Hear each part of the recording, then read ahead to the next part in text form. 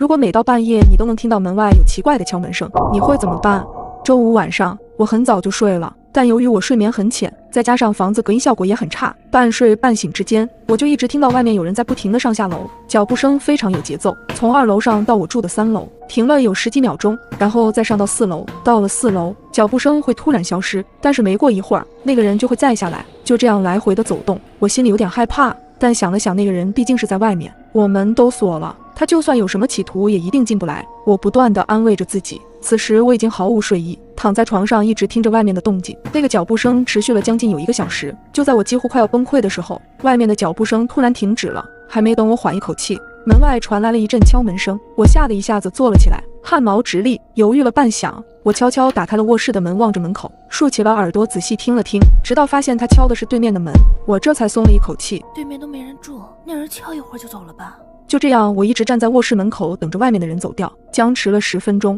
这个敲门声依然没有停止，而且每次拍门间隔的时间几乎都一样。我看了一眼手机，已经是凌晨2点，我挠了挠头，如果再这样敲下去，我就不用睡了。嘟囔间，我鼓起勇气走到了门口，趴在猫眼上看了过去，只见一个身穿黑长裙的女人站在对面，伸着手不停地在拍打着门，她的姿势非常僵硬。我隐约觉得这女人身上有一个地方很奇怪，但是具体哪个地方我又说不上来。就在我疑惑的时候，那个女人终于停止了敲门，再仔细看时，人已经消失在了楼道。我悬着的心放了下来，终于走了，这下应该可以好好睡觉了。但我没想到的是，第2天晚上，昨天的脚步声再次响起，没过一会儿，那个女人又开始敲门，又一次被半夜吵醒的我特别生气。一看手机，又是凌晨2点，我皱了皱眉，要是每天晚上都这样，那以后就别想睡个安稳觉了。我冲到了门口，隔着门对女人喊道：大半夜的还让不让人睡觉？喊过以后，我就趴在猫眼上观察着外面的情况，那个女人就像没听到一样，依然还在敲着门。这女人怎么回事？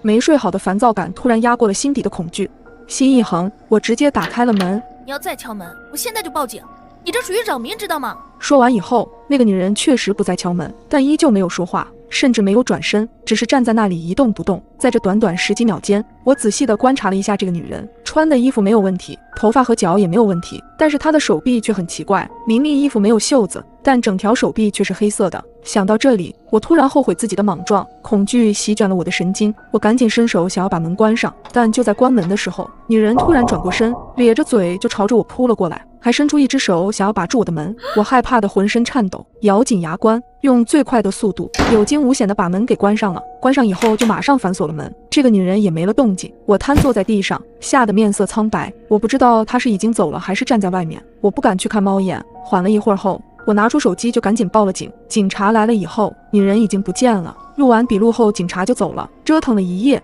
我都没有再睡着，这得亏今天也不上班。早上8点左右，就在我准备补觉的时候，电话突然响了起来，是房东。他大早上的打我电话干什么？按了接听键，就听到房东抱怨的声音：哎呀，小心啊，这点事儿你咋就报警了呢？